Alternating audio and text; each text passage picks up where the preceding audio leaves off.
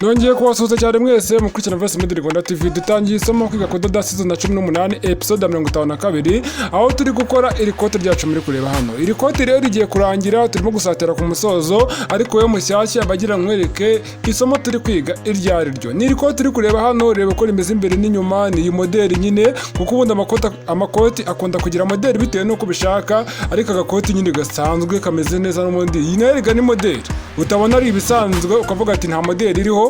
Aba ari modeli kuko ukurikije uko riba rikase no hasi uhitegereza ukuntu haba haconze ukuntu na hano inyuma, nyine byose aba ari amamodeli, biba biri aho ngo nyine ari amamodeli.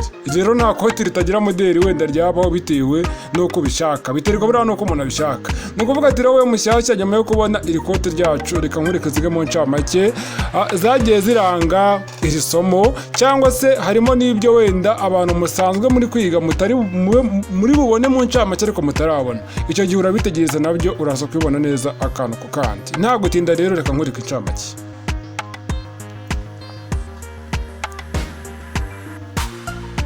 Ni ukuvuga ngo tujya gutangira muri episode ya mbere kuri season ya 18, natangiye mbereka uko bafata ibipimo. Ibipimo by'ikote bitandukanye n'ibindi bipimo bigiye bitandukanye nk'amaribaya n'amakazu n'ibiki byose. Ibyo byose bitandukanye nuko wapima ikoti. Niba ushaka kubimenya uko wapima ikoti, uko waripima neza, wareba muri episode ya mbere kuri season ya 18. Rero twagiye gushushanya byose uri kubibona, dushushanya n'amadekupe. Ku bantu bambwira ati ntabwo tuzi dekupe, hano maze kwigisha hano kuri Voice Media Rwanda TV maze kwigisha dekupe inshuro 3. Iyi ni inshuro ya 3. Bwa mbere nayikoze mu kantu gatoya nakoraga mu kwiga modeli, mbereka uburyo ki dekupe bayihuzamo bayikatamo. Bwa kabiri nyikora mu kajire, akajire tukiga twakozemo dekupe. Bwa gatatu ngikoze mu ikote, naho dukozemo dekupe. Ni ukuvuga ngo tumaze kuyiga inshuro 3, umuntu utarayisobanukiwe akanizere yuko nimba warize izi nshuro zose hano wayisobanukiwe neza akantu ko kandi. Sasa rero no kuvuga ngo bitewe nuko umuntu abangana ubundi dekupe kenshi hari imibare nyine ihindagurika, ariko kenshi utarabisobanukirwa koresha iyo wize nabyo birakunda nta kibazo, aho kugira ngo ujye kubihindagura maze bibe byateza ikibazo gikomeye. Ni ukuvuga tukoresha ibyo wagiye wiga. Ni ukuvuga ngo rero ikote ryacu incamake niziri ubonye, urihanganira akabazo k'ijwi. Hanyuma nyuma yo kubona incamake tugiye gutangira sasa rero. Dukomereze aho twagarukiye nta gutinda. Uyu munsi ndabahereza episode zigera muri 3 z'ikote cyangwa enye. Ni ukuvuga ngo iyi ngiyi ni 52 n'indi 53 naho ndayibaha, n'ibinkundira ndaza kubana 54. Urumva ko rero no munsi nabitayeho abantu muri kwiga rino kote. Nkuko ejo hashize nabitayeho abantu mwari muri kwiga ririya somo ry'iribaya, nabahaye ama episode menshi icyarimwe. N'uyu munsi rero ku ikoti naryo naryibanzeho, kandi ku iribaya nabwo nabaha ka episode kamwe mu gitondo, ariko mbahereza ka kabiri mu kanya ka 51. Rero 52 nayo ni iyi ngiyi uri kureba, 53 nayo ishobora gusohoka mu kanya binkundiye, na 54 naza kuyisohora. Urumva ko rwose byose ndikubikora ku murongo. Hano rero mbameri yari kwagarukiye ngasubiza inyuma nk'umunota umwe. Ibi byose twagiye tubikora turi gucomeka akaboko kacu, mbabwira ati akaboko turagahuza gutya. Ibi byose mwarabibonye. Sasa rero gucomeka amaboko bigiye kurangira mu kanya. Ahangamba maze guhuza inyuma, ntabwo ndahuza imbere, ubyibuke neza. Wabibonye dore ni ibi ngibi. Umuntu ucomeka akaboko nabi ugasanga ngo hari ukuntu umuntu uri kwiga kudoda bushyashya acomeka akaboko nabi. Noneho nimba wenda ugiye gucomeka akaboko hariya ugasanga akaboko kabaye kanini karasagutse, cyangwa se igipande cyo ku ikote nyizina kibaye kinini kirasagutse, cyangwa kibaye gitoya, kimwe muri byo nyine ntibihuye. Noneho ukavuga ngo rero ugiye kubikurura ngo urebe ukuntu byahuriramo, nyine ugerageze ukurure wijijishe, kandi ibyo bintu biragaragara. Iyo umuntu yipimye umwenda hahandi wakuruye haragaragara. Hari n'igihe haza nk'ibintu by'amafuranse agerekeranyije ukagira ngo ni amarinda wasizemo, ariko niyo wabikuruye bigahura, ubundi umuntu yambaye biragaragara. Aha ku ikoti noneho ni ahantu ho kwitondera by'umwihariko, kubera ko hano ku rutugu cyangwa se hano umuntu aba yacomekeye akaboko niho hantu hambere hakurega. Aha kabiri ni mu bintu by'amadekupe. Aha gatatu ni mu bindi bigiye bitandukanye, ariko cyane cyane hano mu rutugu, kuko mu ntunga kenshi ntibakunde guteza ibibazo ku makoti. hano n'ubundi magiye gufunga imbere hahandi nababwiye, kuko iyo maze gufunga igitambaro cy'inyuma kiriya cy'igitenge maze kugihuza n'igitenge cyacyo n'ubundi by'inyuma, icyo ku maboko n'icyo ku ikote, noneho mutanza gufata iki ngiki cyo kuri duhurire nacyo nkagihuza. Ibi ngibi nakubwiye ngo ushaka kubibona neza wabibona nawe uri kubikora, ariko ushaka kureba gutya ndi kubisobanura ntubimenye ibyo ari byo, ntumenye uburyo kimbifashemo, ariko natangiye mbisobanura ku kaboko kwabanje hirya. Ubu rero aka ngaka ntabwo ndirirwa njya gusobanura byinshi. Kandi nkomeza kubwira abantu muri gushidikanya kuri groupe. Abantu bamaze gushidikanya ntago ari mwese, ariko hari abantu bashidikanya bakambwira ati none se ubundi nabwirwa n'iki kiyo groupe ihari, ngo none se ngo bazuyinshyiremo. Ndagira mbabwire ko biriya bintu biri seriye rwose. Reka rero mubwire, njyewe ntago nakwivirwa njya kuvuga ngo turabiganiraho ku buryo ngo bunini rwose tubihereza umwanya ngo usobanure ko utagomba gushidikanya. Sizi ko uwo mwanya nawubona. Nimba ari groupe ubahiriza amategeko n'amabwiriza uyigemo. Ibyo kujya kumbwira ngo none se ngo nabwirwa n'iki kiyo groupe kwikora, wambwira ikibyemeza. Ni ukuvuga ngo amategeko n'amabwiriza ntago ari ibintu bigoye cyane, si ibintu bihanitse ku buryo utayubahiriza ukareba ibivamo. Ni ukuvuga ngo rero groupe irahari, abantu mushidikanya mbabwira ngo ntimugashidikanye. Reba igihe nahereye nkora no masomo, urumva naba mbeshya groupe idahari hakaba nta muntu uraza muri comment ambwire ngo ya groupe yawe ntihari, ubu beshya abantu. Jya mu makomenti y'amasomo hano ugiye dureba urebe ko ibyo bintu hari ibyo ubonamo. Ni ukuvuga ngo mbaye mbeshya abantu mwese mwajya mujya muri komenti mukandika, kuko komenti zanyu nazo buriya komenti zigaragaza nyine icyo umuntu akora. Buriya nimba ari amakosa cyangwa ari nk'amafuti umuntu ahita abibona, uhita ubibona rwose, ugahita ubona ko bya bintu birimo ibintu by'uburiganya ukagerageza kubyirinda. Ariko kugeza kino gihe abantu mwagiye muri groupe murabizi, abantu bashyashya harimo abantu nyine bari kungora bakambwira ati niki cyakerekana ko iyo groupe ihari, ngo bazuyinshyiremo ndebe. Wenda urugero nkavuga ati okay none rero reka ndike kumugora wenda nyimushyiremo, hanyuma wenda arabona ko ihari, yamara kuyigeramo agahita ambwira ngo none se ngo amasomo ari hehe ko nayabona, ko ntabona amasomo yose wagiye usohora. Ese koko reka mbabwire amategeko ya groupe ntabwo muyazi? Turi guteranya hano ndi kubabwira ngo amategeko ya groupe avuga ko cyangwa se yerekana ko iyo umuntu agiye muri groupe abonamo ibintu bizajyamo nyuma y'uko ayigiyemo. Umuntu ashaka kubwira ngo abone nk'amasomo nasize muri 2021, 2019, imyaka yose yaciyeho groupe ihari ayabone kandi aribwo kijya muri groupe, ntabwo ibyo bintu bibaho. Iyo ugiye muri groupe ubonamo ibintu bijyamo nyuma y'uko uyigiyemo. Ni ukuvuga ngo mugenzi wawe wayigiyemo 2019 nimba aribwo nayitangije cyangwa 2020, uwo mugenzi wawe ibintu byose ababonamo, wowe uyigiyemo none ntabyo wabona. Kandi mwese buri muri groupe imwe. Kubera iki? Iyo uyigiyemo kare ibyo ngenda cishamo nibyo ubona, n'uwo wayigiyemo nawe abe yaregiyemo hari ibyo nakishimo mbere yuko yijyamo nawe ntabyo abona. Ariko wowe wayijyamo none ngo ushaka kubona ibyabanje, ntabwo ibyo bintu byakonje. Nizere ko bamuri gusobanukirwa, ndabizi ko hari n'uwabimbajije none, ariko ndatekereza ko nawe gusobanuriye. Erega kandi rega nukuri pe ubu ngubu ndacyabona umwanya nkabasubiza, nkabahereza umwanya tukaganira. Ntago ari ukwiyemera, si no kuvuga ati wenda n'ubwiyemezi, ariko sineneza ko nzahora mbona umwanya wo kugira ngo tujye kuganira kuri WhatsApp bigiye kuri. Nshobora no kuzashyiraho ubundi umuntu akazajya bikurikirana bitewe n'imirimo myinshi nzaba afite, cyangwa ko nkomeza kugenda nagura uburyo bw'amasomo, kwiga ibintu byinshi bigiye bitandukanye. Sinatekereza ko nzigisha imyuga myinshi hano noneho njya mbona umwanya wo kujya kuganira birambuye kuri WhatsApp. Ibyo bintu bishobora kudakonda.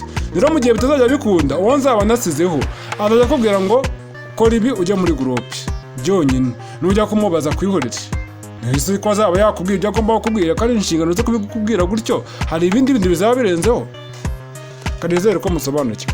Sasa rero hano maze gufunga kari akaboko harangibye. Ubu rero hagiye gukurikiraho iki? Ubu ngubu tugiye kujya gukata mu kanya. Bya bindi byo kujya gukata ikora ntabwo turabikora, ntabwo turakata epurete bashyira hariya mu rutugu turayikatira. Ntabwo niba ujye kugura epurete kubera ko nkeneye kubigisha nuko bayikata. Hari umuntu ari gubura ahantu atabona hayigurira, cyane cyane ko zino epurete abenshi bacuruza ibikoresho byo kudoda ntabwo baba bazifite. Biterwa n'umuntu ukunda kubona abakiriya b'amakoti cyangwa abakiriya b'imyenda bakora bifite ijyamo amayipurete bakajya kuzigura, ariko ahenshi ubusanga ntazo baba bafite bitewe n'uko abakora amakoti nyine baba ari bakeya. Niyo mpamvu hano nabahaye ubumenyi rwose, ndabizi neza ko hari ababyishimiye, hari ababirakariyemo, kubera ko buno bumenyi mbahaye hari abantu baba barabugize ibanga badashaka ko bagenzi babo babimenya. Wabibonye sasa rero ni ukuvuga ngo hano twasoje gutera amaboko yacu yombi dore n'ibiriya kandi nakubwiye ngo mu gihe ushaka kureba neza ko wayateye neza nizera ko akaboko kawe nta fronce zizazamo kwa kundi ngo byanze guhura reba namwe twakuriye fronce mu rutugu dore ntazirimo urebye ubona ntazirimo kandi twarazikurirwe turabizi ziba zirimo niko zitagaragara noneho hari ukuntu utera akaboko ukabona ntabwo biri guhura ugahita wihutira gukurura biriya bintu ntabwo ari byo sasa rero ikintu hano ngiye gukora twa rwuma rwacu twadufashe bashyira ku mifuka ndimo ndadukuramo watubonye turi umumaro warwo wararangiye cyakora abasaza cyangwa se abantu b'abatayeri bamenyere nyine bakora ibintu by'amakoti ku buryo buhoraho rega njye ntabwo ari ibintu mba nkora wenda ngo buri munsi ukankura amakoti ntabwo turi kwiga iriba yose ntirwize n'ibindi se sinjye tujye kwiga n'ikaza rero muri season ya 20 nibigenda neza nayo igahiteza none se njye urumva ntabwo ujya nkora amakoti buri munsi gusa nyine narinda yasi sibyo rero niyo mpamvu nkubwira ngo wa muntu uhora akora amakoti nta ku mifuka hari ukuntu ahita afoferaho akadodo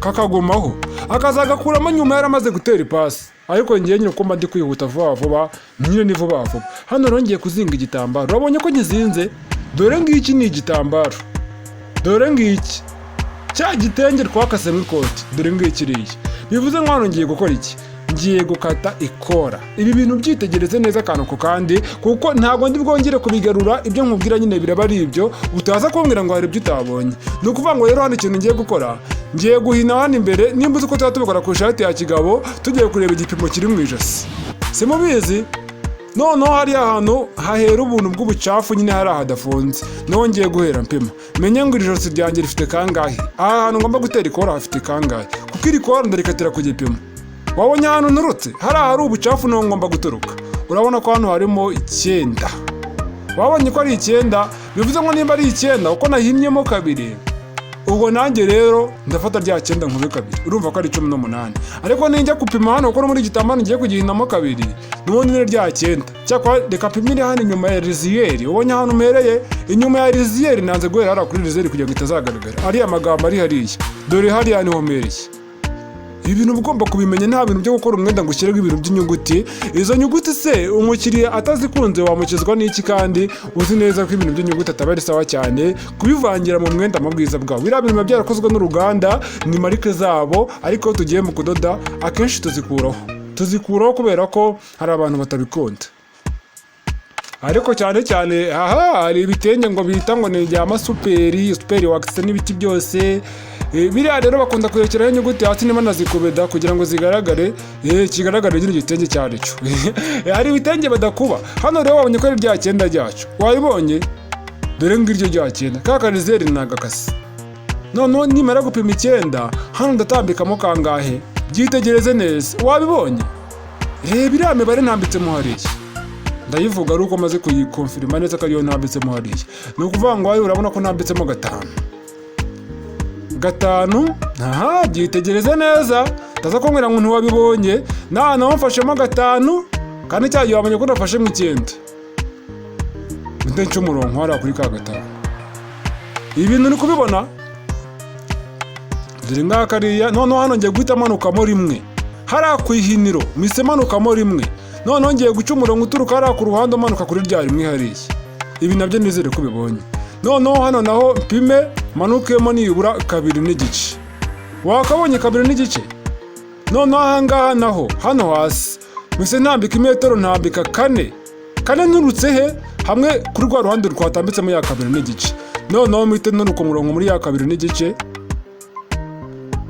ugende ugere muri ya 4 hariya wabibonye dore kuri ikora riba rimeze ibi bintu sindi bwogere kubisubiramo ukeneye kubisubiramo usubize nyuma video ni ukuvuga ngo rero hano ikintu ngiye gukora ndaca umurongo kuriya ugere hariya muri ya 4 nk'uko ubibonye aha wabibonye noneho ninjya gupima sasa rero hariya ndapima nurutse hariya ndiye kurya 9 ryacu rirengamo kutiri wabibonye hari ikora rihita ryuzura rifite 9 n'igice kubera iki hari amanongi nkazamuka nk'umubare ngahengeka niyo mpamvu 9 ntagiye kurenzamo kutiri ikutiri hari ihita iboneka guturuka hari upima wabibonye dore hari anamanutse 2 n'igice hari 2 n'igice yagarukiye hari na nshyira hingo ni ukuvuga ngo hari 2 n'igice yagarukiye hariya nyine uri kureba nturutse hari hejuru hitegereze neza hari 2 n'igice yagarukiye niho nahereye mpima igipimo cy'ijosi niho umuntu agihera wabibonye hano noneho unamanutse rimwe wabonye rya rimwe rya hano hino aha okay twakomeje.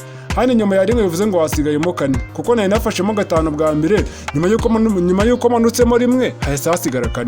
Ni ukuvuga ngo sasa hano ikintu ngiye gukora ngiye gukata haranda hakata kuriya ariko ubonye ko igipimo cy'ijosi nyirizina birangiye ari 9 n'igice. Bivuze ngo kubera ko naberetse hano ngiye gukata hano ntangiye gukata tayari nkimara kuhabereka kuriya igipimo nyirizina cy'ijosi nayo natambitse nimba ari 9 gihita kiyongera. Iyo kitiyongereye urongera ugakururaho gatoya ukongera ibipimo kuko kutira ugomba kuyirenzaho. Ikora ryacyo waribonye ni iri ngiri. Ni ukuvuga ngo hano ushaka kongera agakatira irindi kora ryo kuridubuza kugira ngo nyine ndidubure ryidubure nibyo sawa. Ibintu birasobanutse. Umuntu ubona bidasobanutse ajya muri comment ambwire. Hari abantu hano baba bataga inkunga ngo njye bakurikirana buri munsi hanyuma nibagira ikibazo bansobanuze mbabwire nta kibazo. Erega buriyo bigeze mu bintu byo kwitaho byihariye nawe urabyumva nyine ntese urumva koko basi nta naga service kaboneka nyine. Erega amasomo ni inkunga nawe ibintu byose ntabwo umuntu yagira gutya ngo byoroshye ntabwo byakunda kubera ko amwanya amafatanya yo gukurikirana mbona akaba ndi kwitegurira yandi masomo. Rero muri icyo gihe ntabwo nanjye ngusaba ngo njye kuyarya ahubwo ndeba ukuntu nakubwira ati nibura dushyigikire umwe mu bantu badushyigikira. Nibura ngufashe mvuga ati nibura nubwo ndi gufasha no muntu nawe aradufashije cyangwa abe yadufashije kuko iyo nkunga yawe nigenda ikavamo aya masomo. Hano rero ndimo ndakata ikindi gitambaro kingana na kimwe maze gukata kugira ngo ikora ryacu nze kuridubura. Wabibonye ikora tumaze kurikata umuntu utari bonye ujye kurisubiramo iriya mibare niyo ugomba kugendera n'itegeko aho ikora ryose aho ikora rizagarukira. Yaba ariko akudira pimye ikote nyirizina ngasanga ari 9 nasanga mu 10 nasanga mu 8 nasanga mu 15 uwo mubare nabonye niwo ugomba gukurikiza hano. Episode ya 53 ntuyicikwe turokatamo epurete hanyuma duhita tujya guteranya kandi epurete nayo niyo kwitondera imwe ijya mu rutugu hejuru ugomba kuyibona. Episode ya 53 ntuyicikwe rero yaje mu kanya. Bye bye investment Rwanda TV ndabakunda cyane.